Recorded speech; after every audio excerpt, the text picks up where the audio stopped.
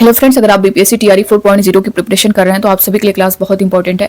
जैसा कि मैंने पहले भी क्लास में आप सभी को बताया कि हम लोग जो टीआरई 1.0, 2.0, 3.0 में जो क्वेश्चन पूछे गए हैं और चाहे जिस वर्ग में पूछे गए होंगे, पीआरटी हो, 6 to 8 हो, 9 to 10 हो, 11 to 12 तो सभी के क्वेश्चन हम लोग यहाँ पे सॉल्व कर रहे हैं। तो इससे पहले की क्लास अगर आप लोगों ने नहीं देखी होगी तो उसे भी जरूर देख लीजिएगा, बहुत ही इंपॉर्टेंट है आप सभी के लिए।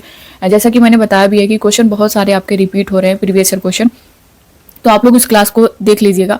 फिलहाल स्टार्ट करते हैं। आज का पहला क्वेश्चन आप लोग स्क्रीन पर देख पा रहे होंगे। इससे पहले दोस्तों आपसे ये रिक्वेस्ट करूंगी, आप लोग जो है इस क्लास को ज़्यादा से ज़्यादा लोगों तक शेयर कर दीजिएगा। नए हो चैनल पर, विजिटम आते चैनल को सब्सक्राइब कर लीजिएगा, बेल आइकन को प्रेस कर लीजिएगा ताकि कोई भी क्लास हो, अपडेट हो, आपको टाइम पर मिलती रहे। पहला क्वेश्चन जो दिया गया है, यंग इंडिया पत्रिका का संपादन किसने किया? ये क्वेश्चन आपका बीपीएससी टीआरई 2.0 में पूछा गया है। 18 दिसंबर 2023 को आपका जो पेपर सेकंड हुआ था उसमें ये क्वेश्चन किया गया है। ऑप्शन ए में दिया गया श्रीमती एनी बेसेंट, बी है महात्मा गांधी, सी है मोतीलाल नेहरू, डी है इनमें से सभी, ई है इनमें से कोई नहीं। तो यंग इंडिया पत्रिका का संपादन किसने किया था? तो ये किया था महात्मा गांधी जी ने। तो ऑप्शन बी जो है इसका करेक्ट आंसर हो जाएगा। ठीक है, किसने किया था? महात्मा गांधी ने किया था। और ये जो है एक साप्ताहिक पत्रिका थी। महात्मा गांधी द्वारा जो है अपनी विचारधारा, सत्याग्रह और अहिंसा के प्रचार के लिए किया गया था इसे यंग इंडिया पत्रिका का संपादन। ठीक है, तो ऑप्शन बी इसका करेक्ट आंसर हो जाएगा। नेक्स्ट क्वेश्चन देखेंगे। अगला क्वेश्चन जो दिया गया है कि हुंकार हिंदी साप्ताहिक पत्रिका के प्रकाशन से कौन संबंधित थे? हुंकार जो हिंदी साप्ताहिक पत्रिका है इसके प्रकाशन से कौन संबंधित थे? ऑप्शन ए में दिया गया है यमुना कारजी, बी है राहुल संस्कृतायन, सी है सजानंद सरस्वती, डी है उपरोक्त सभी, ई है इनमें से कोई नहीं। तो देखिए, अगर हुंकार की बात करें जो कि हिंदी साप्ताहिक पत्रिका है, इसके प्रकाशन में कौन कौन संबंधित है ये बताना है। तो देखिए, अगर इसकी बात करें हुंकार की हम लोग 1940 में हुंकार नामक जो है साप्ताहिक पत्रिका के प्रकाशन में अगर हम देखें तो यमुना कारजी, राहुल संस्कृतायन और सजानंद सरस्वती, इन सभी ये सभी जो है उससे संबंधित थे। इसमें अगर बात करें राहुल संस्कृतायन की अगर बात करें तो इसके संपादक यही थे। ठीक है, संपादक की अगर बात करें तो, और स्वामी सजानंद की बात करें यहाँ पे जो ऑप्शन सी में दिया गया है, ये जो है सरस्वती यानी सजानंद जो सरस्वती हैं इस पत्रिका के प्रमुख जो है वो प्रकाशक थे। तो प्रकाशक अगर पूछेगा तो सजानंद सरस्वती हो जाएंगे, और संपादक पूछेगा तो राहुल संकृतायन होंगे। और यहाँ पे जो पूछा गया संबंधित पूछा गया है, तो संबंधित तो तीनों लोग थे, तो तीनों ऑप्शन करेक्ट होगा, यानी डी वाला इसका आंसर जो होगा वो डी करेक्ट होगा। अब मैंने उसमें प्रकाशन बता दिया, संपादक बता दिया। संपादक की अगर बात किया जाए तो राहुल संकृतायन थे, और अगर प्रकाशक की बात करें तो सजानंद सरस्वती हो जाएगा। फिलहाल संबंधित की यहाँ पे बात किया गया है तो ये तीनों करेक्ट होगा, डी वाला ऑप्शन करेक्ट हो जाएगा। नेक्स्ट क्वेश्चन देखेंगे। अगला क्वेश्चन यहाँ पे दिया गया, पाकिस्तान और द पार्टीशंस ऑफ इंडिया किसने लिखा था? ऑप्शन ए में दिया गया मोहम्मद इकबाल, बी है मोहम्मद अली जिन्ना, सी है डॉक्टर भीमराव रामजी अंबेडकर, डी है इनमें से सभी, ई है इनमें से कोई नहीं। तो ये देखिए क्वेश्चन आपका BPSC school teacher 2023 paper second shift second में ये क्वेश्चन आपसे किया गया है। तो आप लोग भी अपने आंसर करिए। Pakistan or the partition of India किसने लिखा था?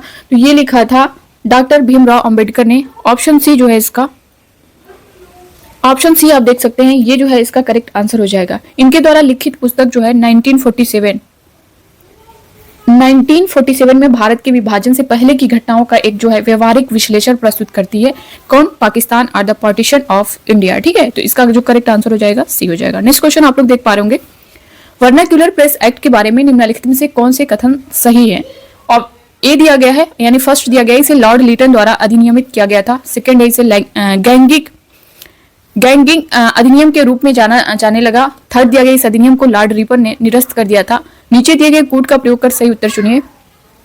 ए में दिया गया फर्स्ट और सेकंड, और बी में दिया गया सेकंड और थर्ड, सी में दिया गया केवल फर्स्ट, डी में दिया गया फर्स्ट, सेकंड और थर्ड। तो इसका क्या करेक्ट आंसर हो जाएगा? वर्नाक्यूलर प्रेस एक्ट की अगर हम बात करें, यहाँ पे एक्ट की बात करें तो ये 1878 में लॉर्ड लीटन द्वारा अधिनियमित किया गया था। इसे जो है गैगिंग अधिनियम के रूप में जाना जाता है, क्योंकि यह अंग्रेजी और जो है अन्य भाषाओं के अखबारों के बीच भेदभाव करता था।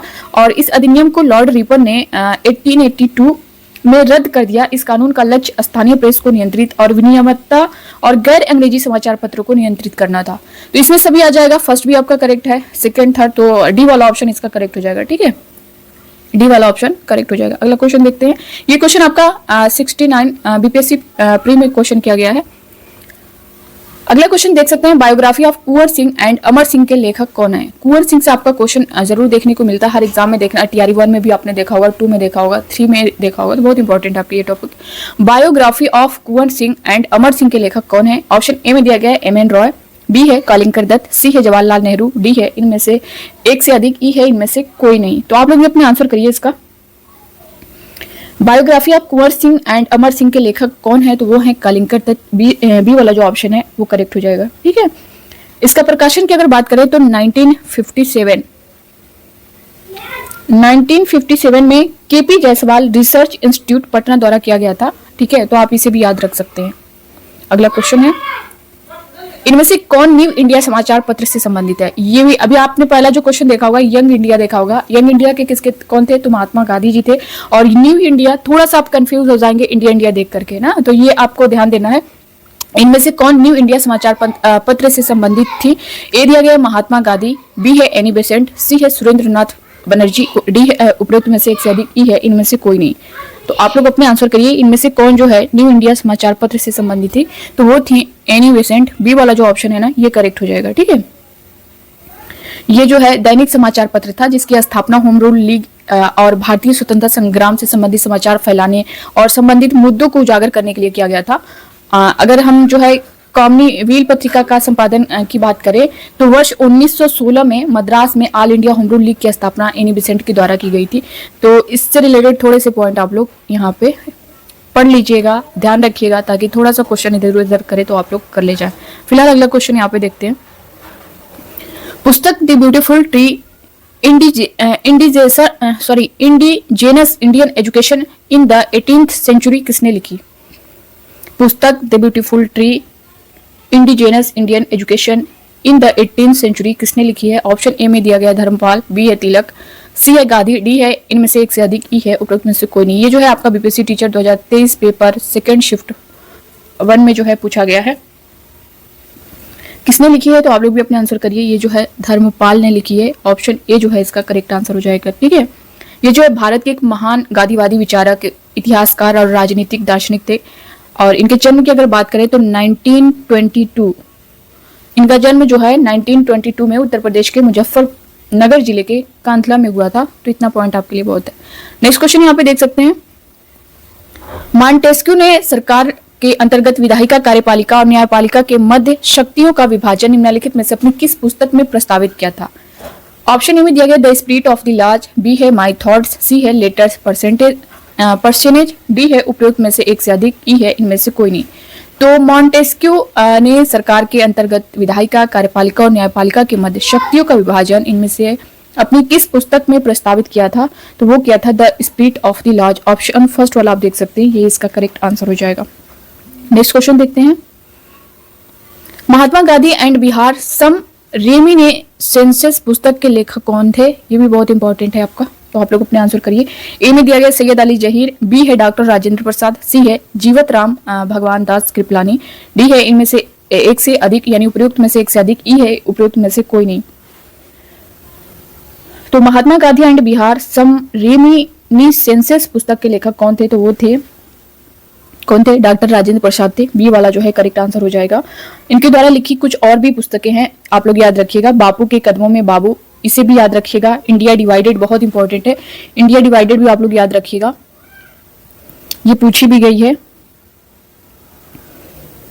ये आपसे पूछी गई है, इसको याद रखिएगा, इंपॉर्टेंट है। ठीक है, इंडिया डिवाइडेड, सत्याग्रह एट चंपारण, बापू के कदमों में बाबू, और एक आप लोग यहाँ पे देख सकते हैं, ये सब इंपॉर्टेंट है। इसमें से खास कर ये आपका इंडिया डिवाइडेड, और ये जो है कई बार रिपीट हुआ है क्वेश्चन। अगला क्वेश्चन देखेंगे, निम्नलिखित युग्मों में कौन सा सही सुमेलित नहीं है वो बताना है आपको। इसमें से कौन सा नहीं जो मैच नहीं कर रहा है वो बताना है। ए में दिया गया एडवोकेट ऑफ इंडिया दादा भाई नौरोजी, बी है यंग इंडिया महात्मा गांधी, सी है इंडियन स्पेक्टेटर, और